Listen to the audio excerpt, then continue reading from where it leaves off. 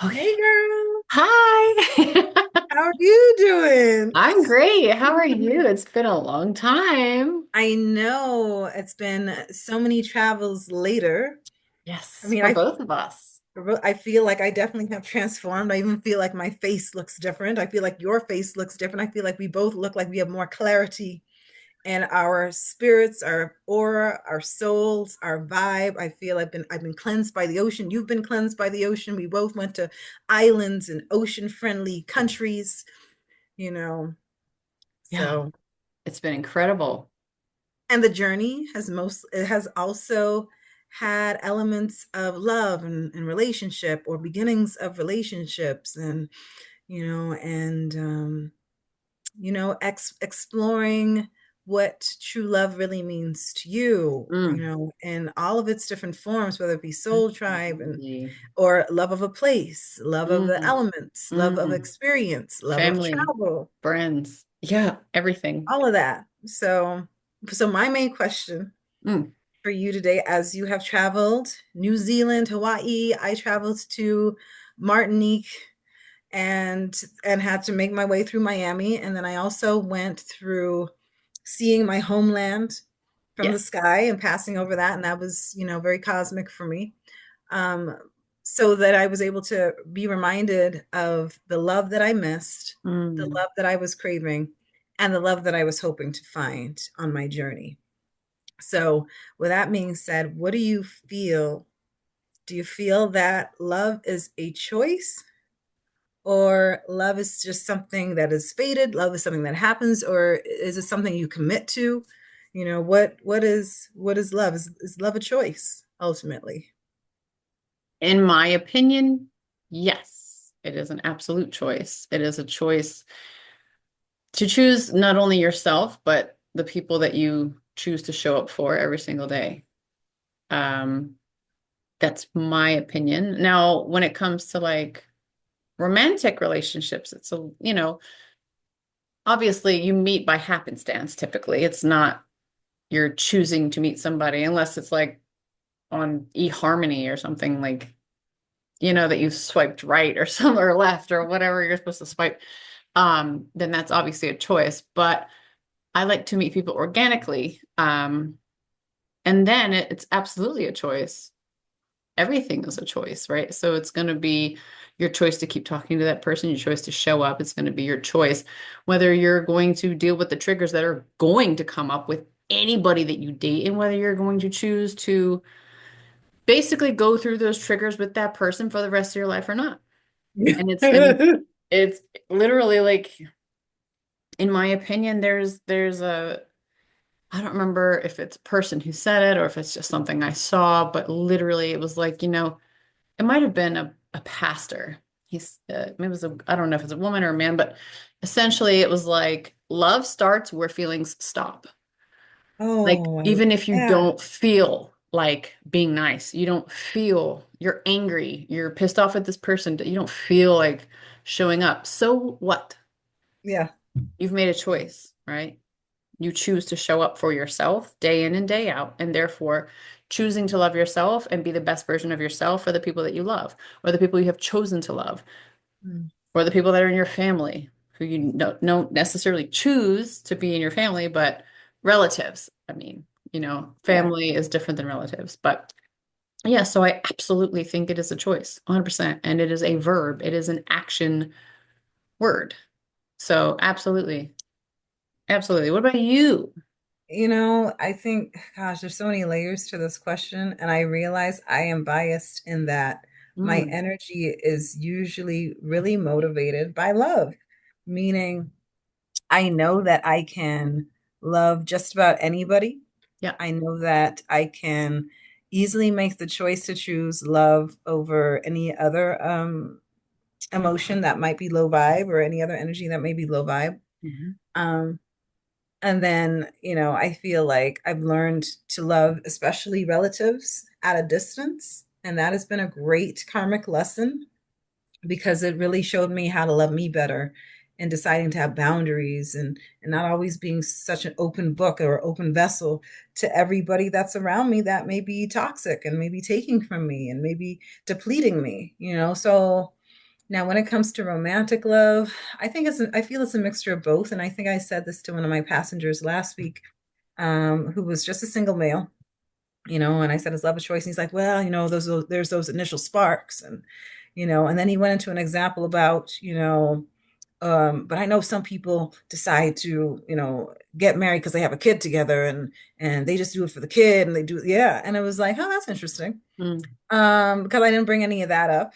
And he immediately went to that. And I actually don't know anybody in my family or my immediate friends that decided to get married because they had a kid together. I know most people decide to walk away, decide to walk away because they don't love the other person. Right. And then I have a sibling that always loved his girlfriend who he got pregnant when they were in college. And they ended up marrying years after they had had their kid because they really genuinely loved each other, so, and I wouldn't ask that of somebody that wasn't actually into me or felt drawn to me or felt like I was supposed to Yeah. be with them. It would have to feel like this is a meant to be thing. There's something there that I can't put my finger on, that I feel a magnetism to this person, and I feel like God's really working with me Mm. on them. It would have to be something like that. Like if I ever, was having somebody's kid, you Right. know, uh, and the person that I'm having it with is like, are they respecting me? Do Right. they feel like, do they feel like we're seeing eye to eye on stuff? Do we know each other's love language? And I think some of us really overlook the importance of how we communicate and show love to another, because oftentimes we can end up going separate ways just off of miscommunication or Mm. lack of communication, Mm. or not knowing how to communicate to one another, or somebody not loving themselves enough to ever really truly understand the intention of what's going on in a conversation. So you could even be really trying to understand a partner that isn't actually ready to be in a relationship because they don't have the emotional maturity to meet you Mhm. there. And I could be somebody that's all about emotional maturity and and have the ability to neglect some of the finer details of practical living Right. because of the way my life has gone, where I haven't been allowed to plan so far in advance because there's usually another lesson incoming, Right. where it's like, okay, life is showing me something here. I used to be a very Mm. rigid person. I used to be somebody who was one of the greatest planners. I was voted the most prepared kid, girl, in What? fifth grade. In fifth grade, those superlatives. In Fifth fifth grade, grade? my What? classmates, girl, I know, right? I'm going that far back, but that's when I was really rigid. My classmates voted me the most prepared person because I was a really practical person back then. When my parents said, move your towel off the bed, I made sure I did that to a T every single day at the same time. It was Right. like I was great at being a robot. And to the point that I started to feel convictions about a towel on my bed Mm. over actually noticing how I felt inside about certain things, my wants, my dreams, my goals, and then you end up being an empty vessel Right.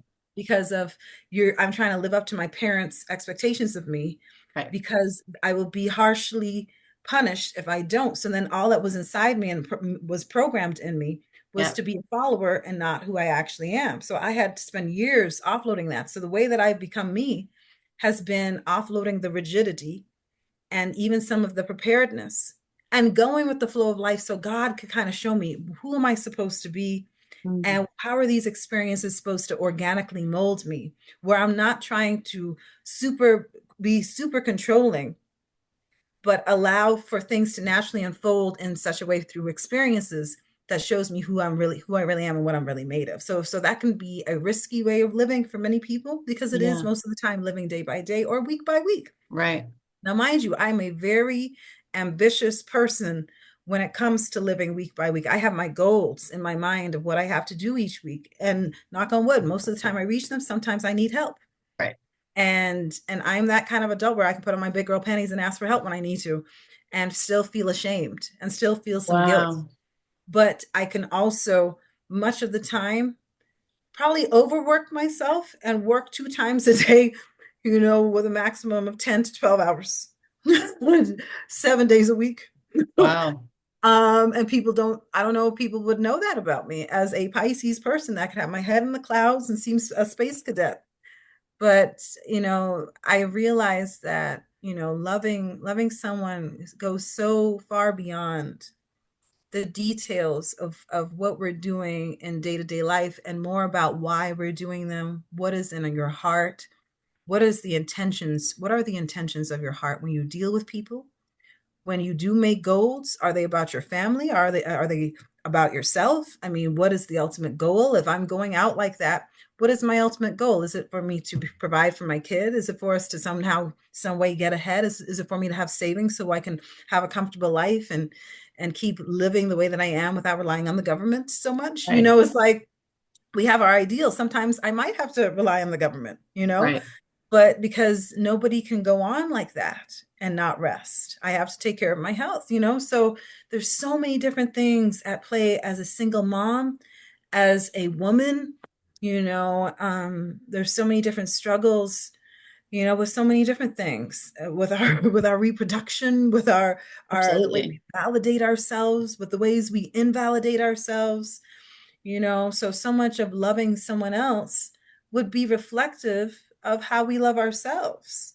So I would say there's a mirroring effect oftentimes with how we show up in our relationships and how we show up for ourselves. And if we're not showing up enough for ourselves, trust that's going to be reflected in the relationships that we have. If we are letting life be too draining to us, trust that's going to be reflected in whoever we're spending our romantic and emotional time with. They're going to reflect that drainingness with us that we're overgiving.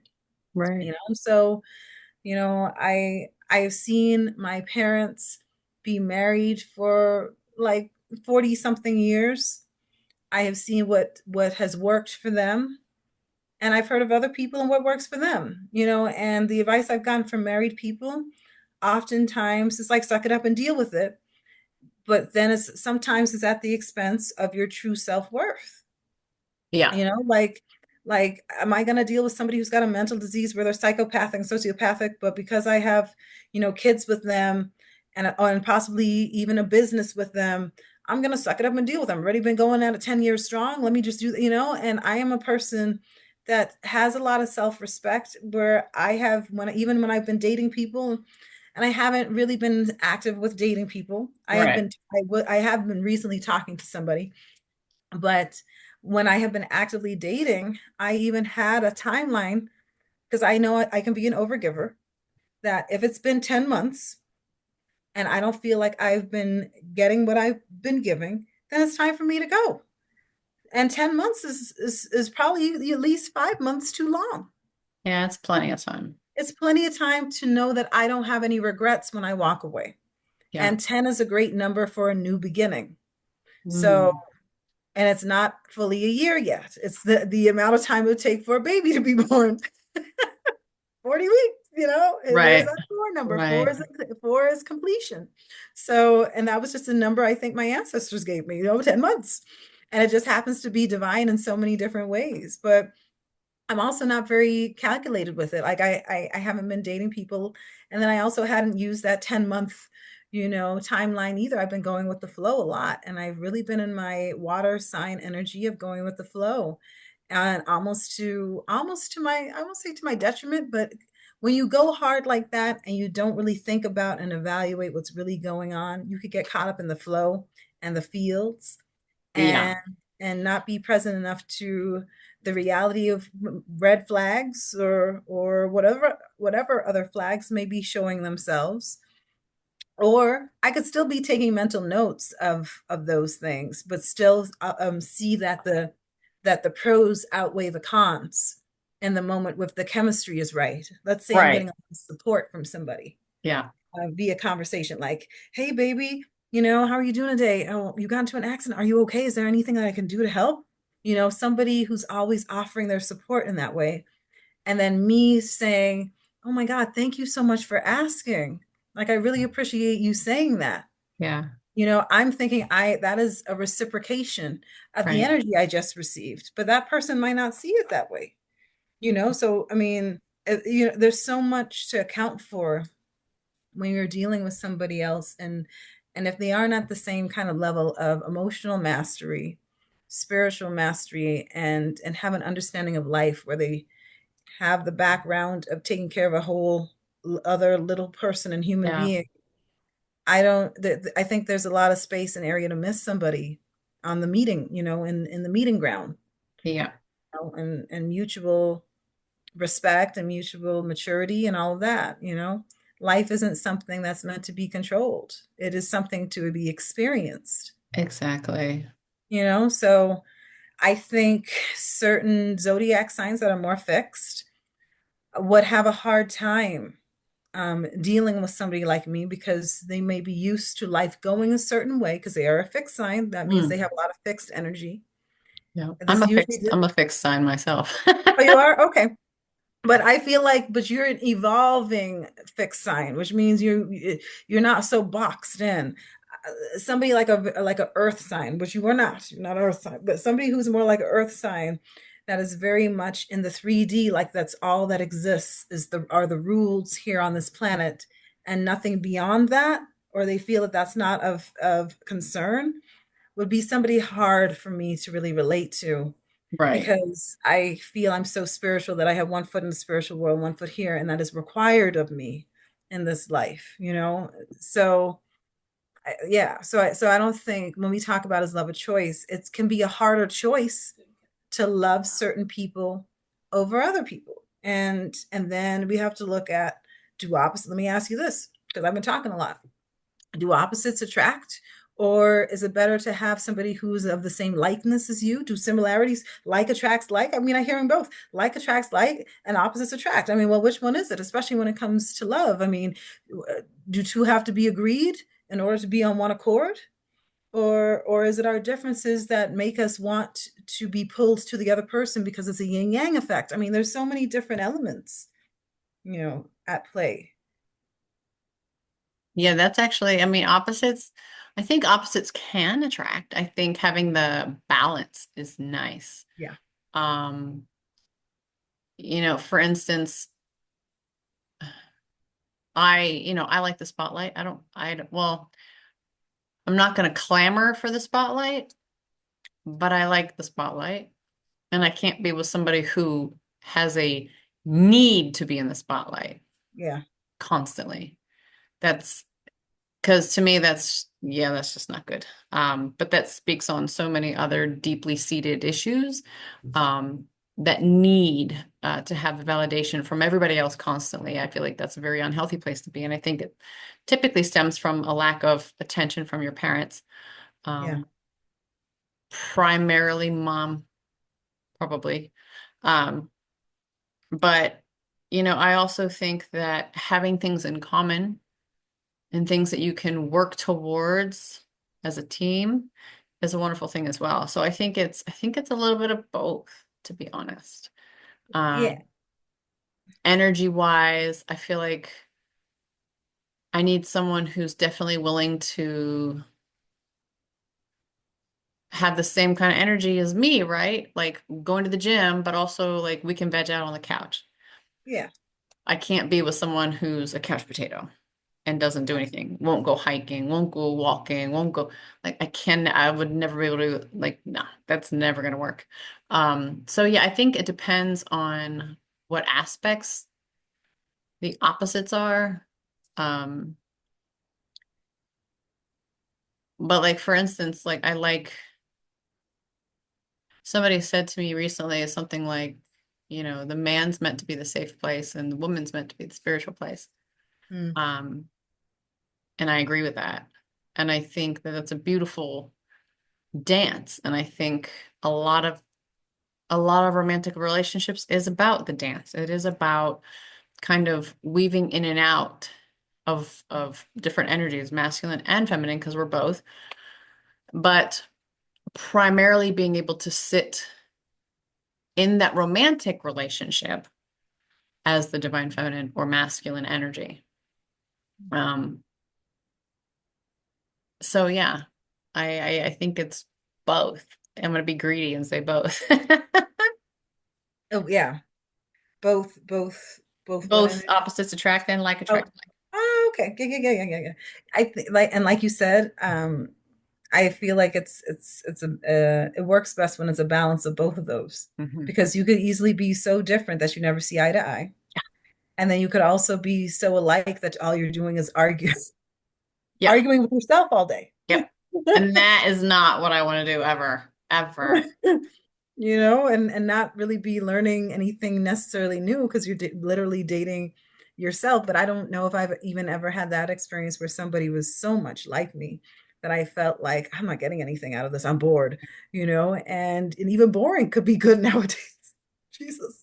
But the kinds of, We like boring. We want peaceful, calm, and boring. you Please know, bring on like the let me watch boring. the grass grow with somebody. Let that Right, be our first date, absolutely. girl. I mean, it's been, Girl, being able to just sit there in silence and him oh just put yeah. his arms around you and you just lean into him. Oh my Just, God.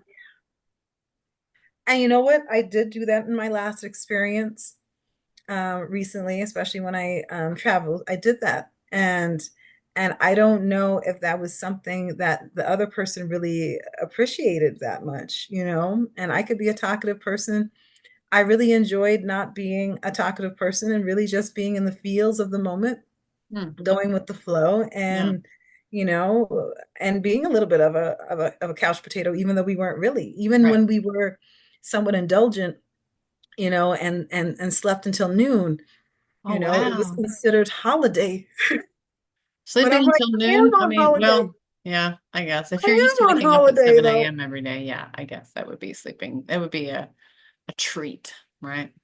I mean, if yeah, if you're somebody that gets up and goes to work every day and you know, but why would in or if you're somebody that doesn't have a job and is on holiday damn near every day, why would you even take notes about how it's like we're on holiday? You know, I'm like, but you live every day like it's holiday. Why are you judging it?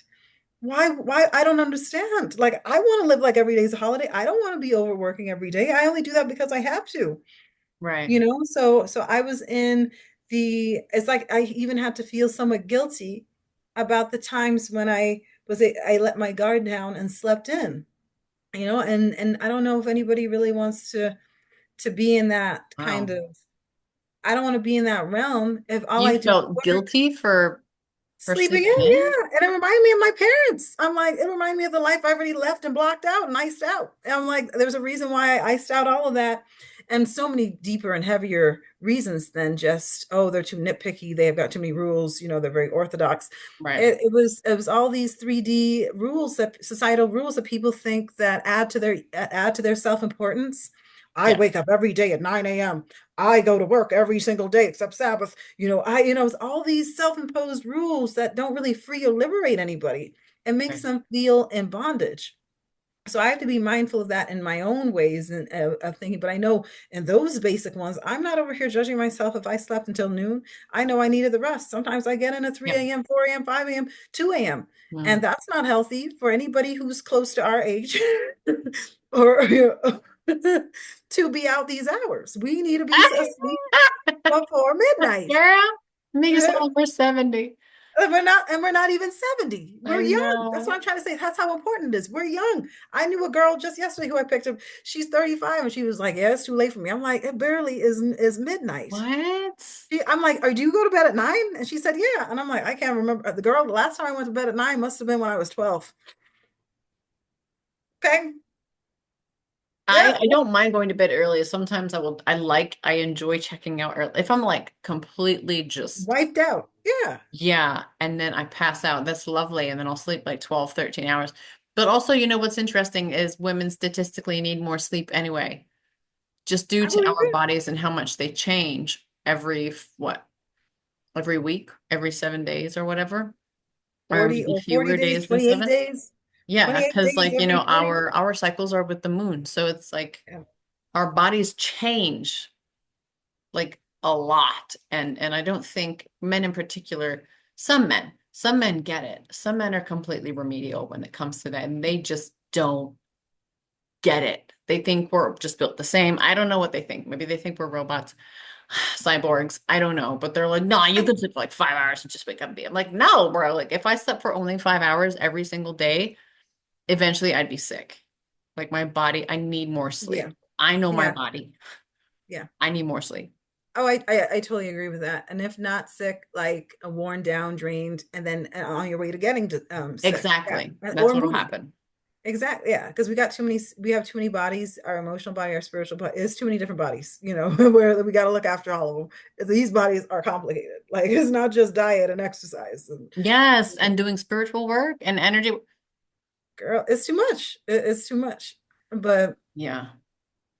you know, it almost reminds me of another conversation I had, when you talk about some men being remedial. Um, I had these middle-aged women passengers. Um, that I drove probably like probably a month into driving, and I've only been driving like 3 months. And they were like, "You got a boyfriend?" And I said, "No." They said, "Yeah, we don't either. They're too much of a project." And I'm just like, "Well, dang. Okay, well, why are they saying that?" And I'm getting a loud ring in my ear right now as I say this, which is like, oh, my team is saying they're confirming or denying right now and saying, "Don't go there." Yeah, Um, either shut your yap or keep Yeah, it's going. like shut your mouth, don't go there. But I will just generally say that, I think, we have different levels of maturity, and I can't say that every guy is remedial. And I can't say that every guy, and I'm not saying you're saying that, but there clearly has been a consensus where a lot of us have been missing the ones that aren't remedial and the ones that can meet us places. And is that something where we need to do more work on our own, or do more work on ourselves where we're a project?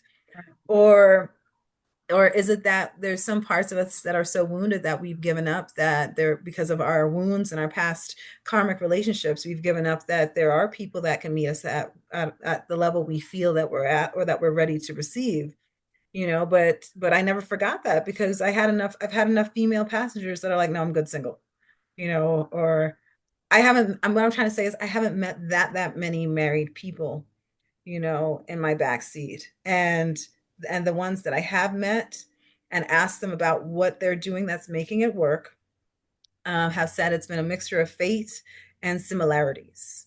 They didn't say that, oh, we're so total opposites. They didn't say that. So, she liked hockey and she liked my favorite hockey player and she was wearing my favorite, hockey team sweatshirt when I met her. And, we had a common interest in that. And then it felt fated and it could be, some of the most basic things Yeah, that unites people. And when I think about the last connection that I had, I mean, for me it was first an attraction thing, and then it was like, wow, the communication was so fluid, and it was so much of what I had manifested and been right, dreaming that I wanted to receive. right. So it was actually a dream come true, and it made me think, man, I'm a powerful manifester, to have gotten that at least for 3 months. And where the communication was off the chain. And I think when situations change, you wonder, was that all real to begin with? Was it something that was in my head? Mm, Was it something that I wanted so much that it was able to manifest because I was ready to receive it?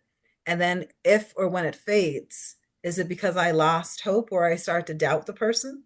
Was it my own doubt? So I think we all have to kind of evaluate from the level of where we're receiving and how we're receiving, how serious we want relationship to be, how much we're willing mm. to work for it, but how much we're also willing to calm down with all that and let go, because you should never be working so hard for somebody like it's a job, like you're working overtime at a job. Absolutely. So it's so many balances of different things. And the advice I've gotten from other married people is like, oh girl, you need to meet this person here. And the person may be doing the most. Yeah. And it's like, how much of myself am I willing to compromise? And how Yeah. many pieces am I willing to chip away at myself to really try and meet somebody where are they putting in the same, is it an equal effort? Do I That, really yeah. know I feel if like it's if an you're equal losing effort? yourself in the process, nothing, I don't care who it is. I don't think nobody on this planet is worth you losing yourself. Nobody. Nobody. Nobody. Then the same Kids, breath. parents, friends, boyfriends, wives, husbands, nobody. Nobody, girl. And I think a lot of people, when they've been married a long time, they just, they compromise until there's nothing left to compromise. And then it's like, was it worth it though to keep the family together? And these are the societal norms. Yeah. Nobody wants to be that divorced person on paper with, you know, kids. Yeah, that doesn't look good. It doesn't look like you won. It looks people think that in society it looks like you Right. failed, when in truth you could have been loving yourself by leaving somebody. Right. And You you know, know, so like life is messy, bro. Like shit thank doesn't you. happen by the book. It No, it just doesn't. happens, you know, and you can plan everything and da da da da. Da. Like people are like, oh, you know, you're never ready for a kid, ever. Like you're never ever gonna be just like ready because it just throws everything upside down, topsy turvy, and it just flips your whole life. Like there's no planning, there's no nothing that can make you ready for that kid, right? And Girl, go ahead. I agree.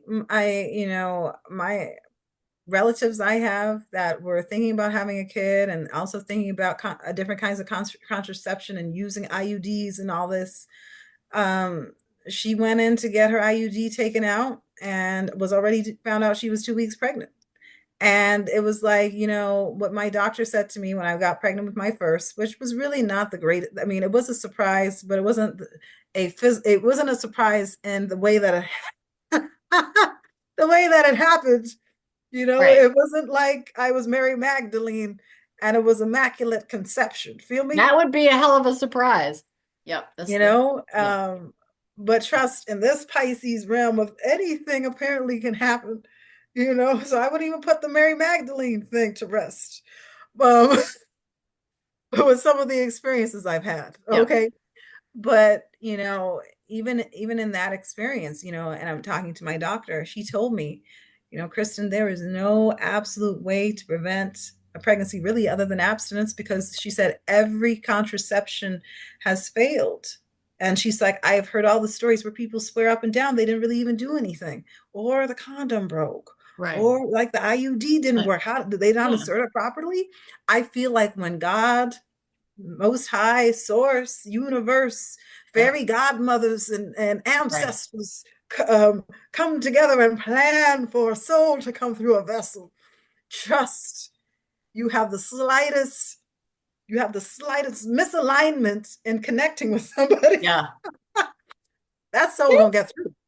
Yeah. The soul's gonna get through, and whatever needs to be done in that bloodline, trust. Whatever soul work we have to do in this life, trust. I'm telling you, it Mm. really does feel like any way, anyhow, if it is in your soul contract for it to happen, you could think your way out of it. You could try and choice your way out of it, and still have a moment of carnality, craving and desiring a person that you feel that you love, Absolutely.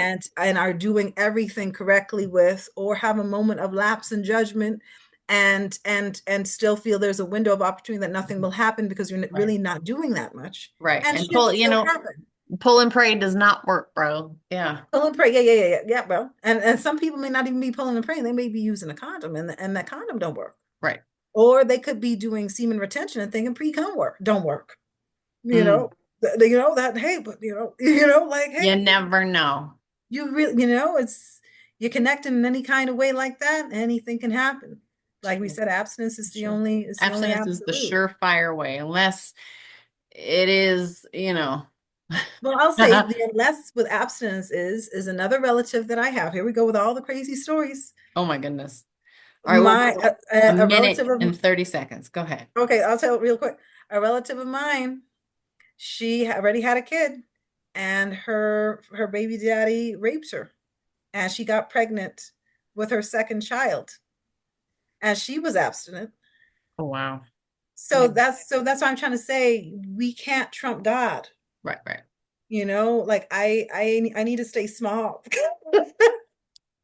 and uncertain, or stay intentional and be self-forgiving. Because at the Absolutely. end of the day, with any kind of love we choose or don't choose, I think a level of forgiveness is going to be necessary for the love we 100%. have for ourselves and that other person. So that's how we'll end it.